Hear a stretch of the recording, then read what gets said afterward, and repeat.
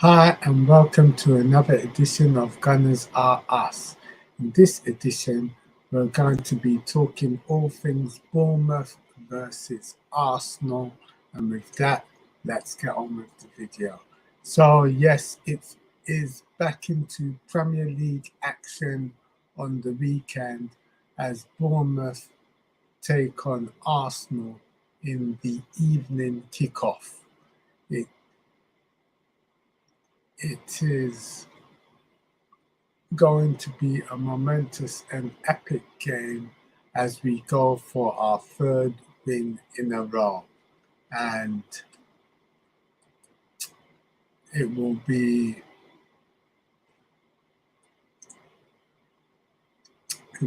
quite a match.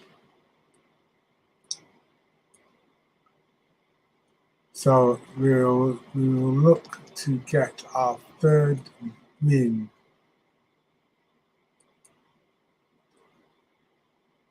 and that will be since 2004-2005 season. We've run 3 games on the bounce, and that will be a good thing for the Arsenal if we can get the win. So, team news: Fabio Vieira, Emil Smith-Rowe, and Cedric are all fit to be facing Bournemouth.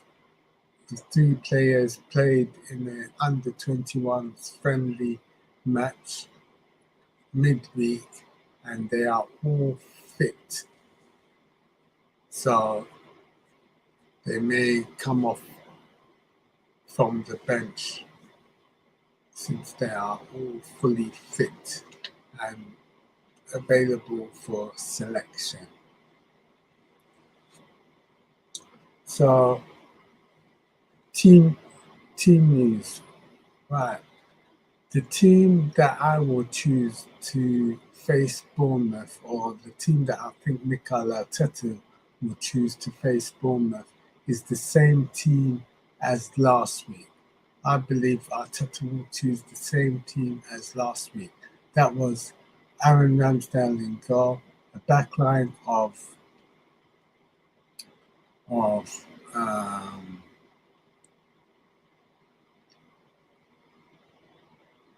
Alexander Zinchenko, Gabriel, Saliba, and Ben White.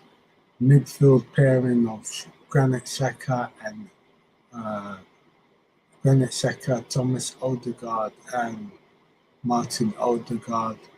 A front 3 of Gabriel Martinelli, Saka, and Gabriel Jesus. That's the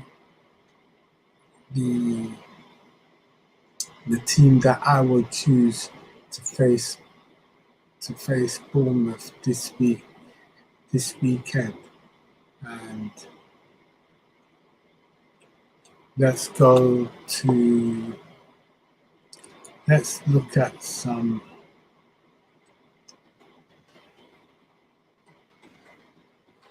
match stats. I'm gonna have to get some match stats.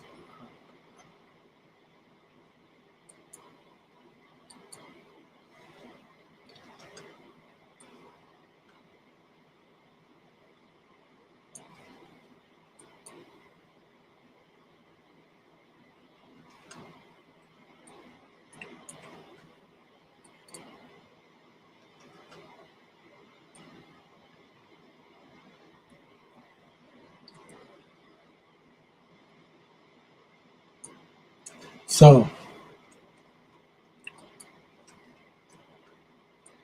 the form guide for Arsenal is we've won our last 2 matches 4-2 and 2-0.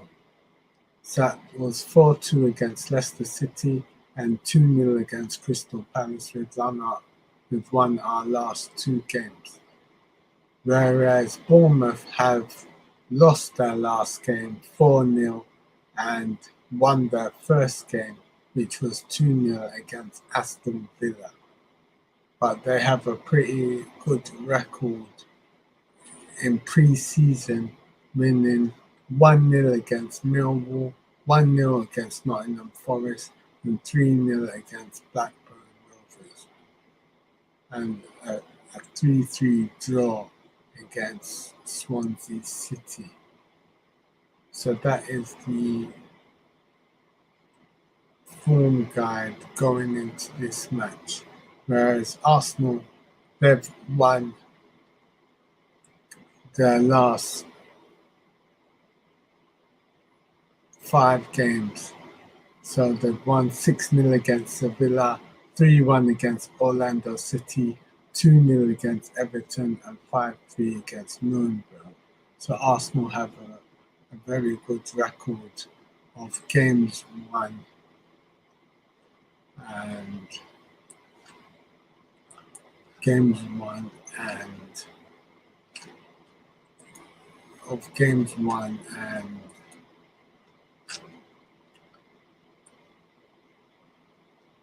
Arsenal head into this match in second place, whereas Bournemouth are in 11th place.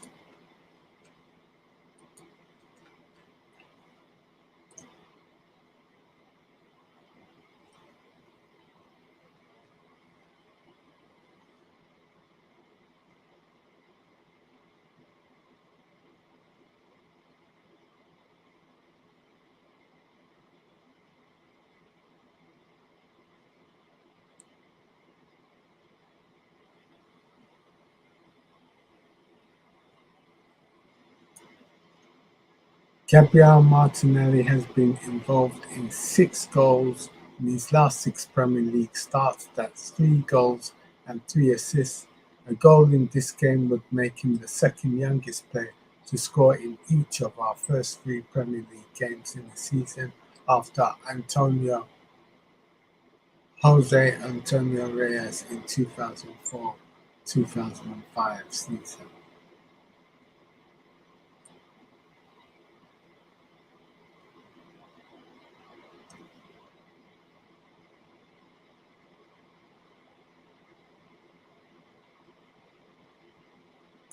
So it will be a very good match up this weekend.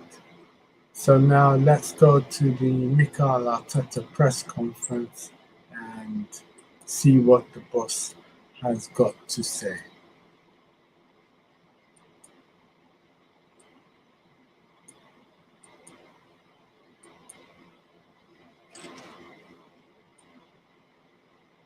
As the build-up to Saturday's game with Bournemouth continues, Mikel Arteta held his weekly press conference to discuss the game, numerous topics from around the club. On the agenda for the bus this week was his relationship with Scott Parker, Fabio Vieira's first outing in an Arsenal shirt, and even open training sessions for our supporters. Here's everything Arteta said during the briefing. On the latest team news, everybody is okay. As you saw, we had Cedric, Fabio, and Emil play with the under-21s, and they look fit. They trained with us all week, so they are available for selection. On the confidence of the squad right now, it's great to win and perform the way we are performing at the moment, but it's just 2 games. We have a whole season ahead of us. Let's focus on the next match and what we have to do and the areas where we can improve. On not getting carried away with our good form. It's just 2 games. It's nothing. The whole season is still to play for. We know that. We are very conscious of that, and we are very conscious of the improvements we still need to make as a team to close games better, to play better, and this has been our whole aim all week. On the challenge posed by Bournemouth, it will be a really tough match. I've been there many, many times. I know how tough it is, and I know to expect the atmosphere to be hectic. It's a team that is used to winning because last year they had a really successful season and they started well this season. I know Scott Parker very, very well, and I know they're going to make it a really difficult game for us. On Bournemouth's style of play. I think it's a good mixture between what Bournemouth used to do and what Scott is as a manager. And I think he has evolved the team in a really positive way. They have a really clear idea of how they want to play, a very clear identity as well, and they execute that against any opponent and credit to them for what they're doing. On Scott Parker's coaching philosophy, really good. I always admired him as a player.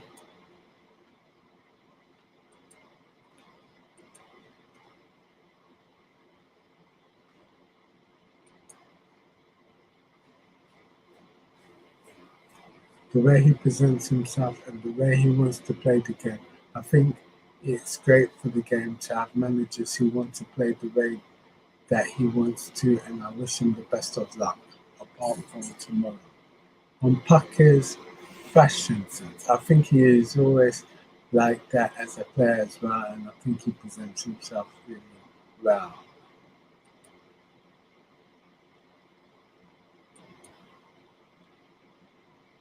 On Gabriel Jesus start with us. Probably the biggest difference since I worked with him before his maturity. Obviously, a few years have gone by, a few experiences, and as you mentioned, his language has improved so much. He's got a different role here. You can sense that straight away. I'm glad that he's having a good time and performing really well for the team. On the main changes Gabby has made since his time at Manchester City, not many differences. I think he has improved a lot of areas in his game because he has more experience. He's been working on them. For me, what makes the difference with him is his attitude, his willingness, and his desire to win every single training session, every single ball in the game, and that's what makes him the player he is. On the difference a confident striker can make to the team. Top teams need top scorers and not just one, ideally three. When you have those players and they can hit certain numbers, that gives you every chance to be at the top of the table. On if our good start has changed our transfer plans. No, we are still in the same position. Obviously, the market gives you a lot of information and something that maybe you expect that you could get, you are not getting, and the same when it's ins and outs. But we are focused on the players that we have right now and getting the best out of them. On senior players appearing for the under 21s, 100%. I think there, I think there were three different cases. Marquinhos has been playing with the under 21s, and we didn't believe that it was necessary for him to play again. Fabio and Emil, they've been injured, they haven't had any minutes, they needed that exposure. With Cedric, it was more of a case of giving him the option. He wasn't in the squad last week, he hasn't played many minutes in pre-season, we have to give the option for them. He said straight away that he wanted to play and you could see the attitude that he has. On when he starts to look at the league table, after 10 or 12 games, I think that's more or less when everything starts to play a little bit and you understand where you are. Because of the schedule, the fixtures are going to play a big part in that. But I don't focus too much on that. Probably at the end of March and April, that's when it really starts to matter. I'm making sure it's only the right players that are brought in. It has to be the right person and it has to be the right player. We want to only bring top quality through the door, otherwise it's not worth it. And if the right player doesn't come in, and whether he'd be happy with the current squad he has, I will be totally happy and focused on getting the best out of those players. On interest in Nicolas Pepe from Nice. What we can communicate, we always do when it's the right moment. We discussed that we have a big squad, we have made some decisions, and we allow some players to leave. Until the window is closed, everything is possible with any player. On whether Ainsley Maitland-Niles could be loaned out, again we are addressing those things personally and internally. On whether there's any update on Hector Bellerin, not at the moment, no update, and it's like the other situations. On Granit Xhaka and how proud he is with him.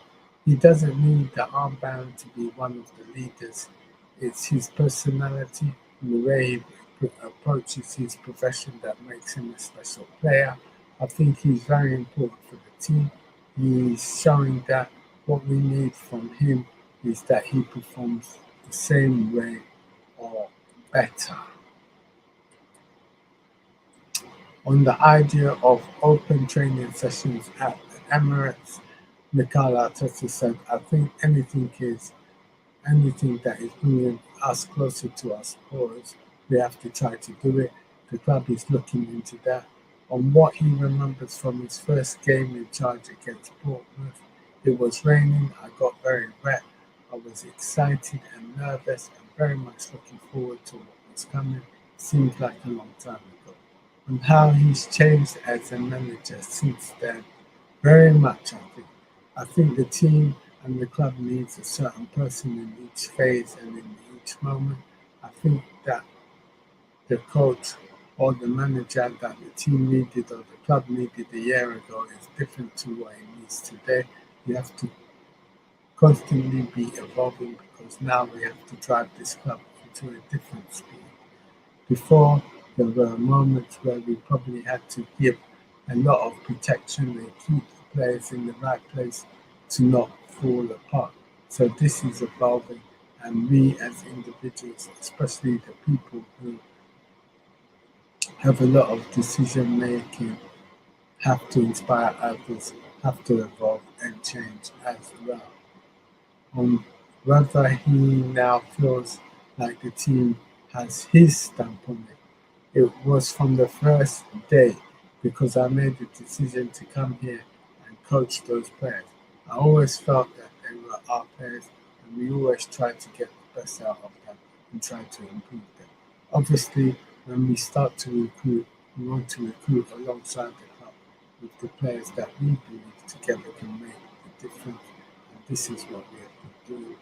On Aaron Ramsdale facing criticism, I think Aaron has been really good at the start of the season. What you have seen in the documentary series is a very specific moment. If you put the cameras on when someone makes a mistake, you see they're hurting and it takes a few days to swallow and you can see how much the family suffer. I think it's good to see that inside that players really care on whether he's considering playing Fabio Vieira on the right. Fabio's versatility is something that caught our eye, and we believe that he is going to give us a lot of options. It's about nurturing how they work together and the type of play that Fabio needs around him to exploit his qualities, which we feel in this side could be very powerful. So we will have to wait and see how that develops.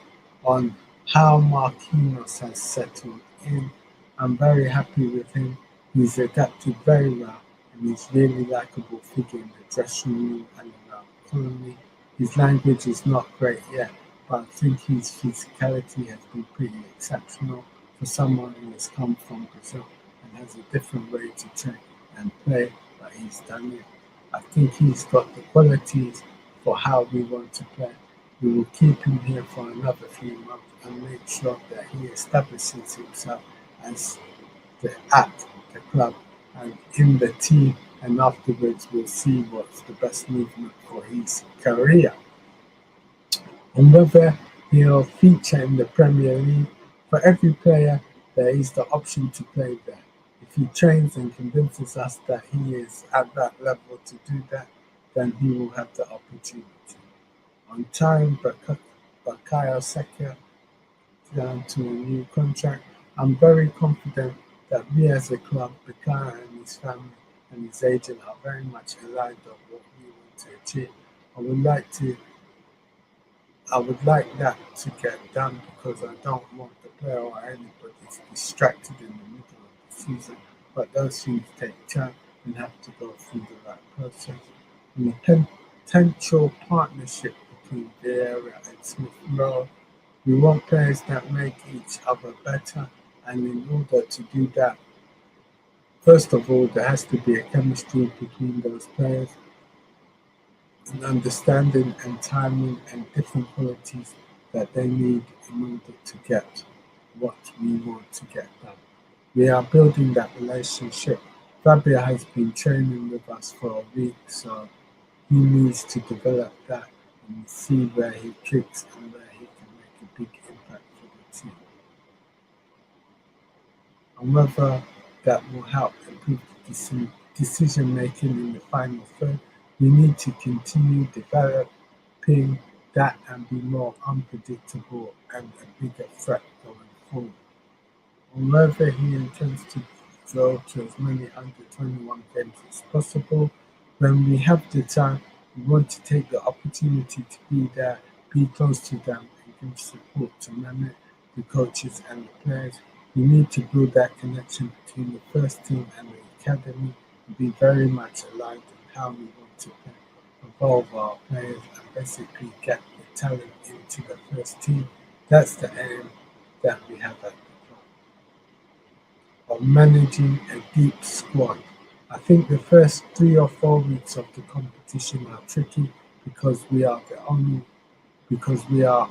playing once a week as there's no Europe or no cups, and we'll have to manage the frustration of players who aren't in the squad. But it's a long season and everyone will have their opportunities. So that was the end of the press conference from Mikel Arteta. And that draws to a close the end of our breakdown of Bournemouth versus Arsenal.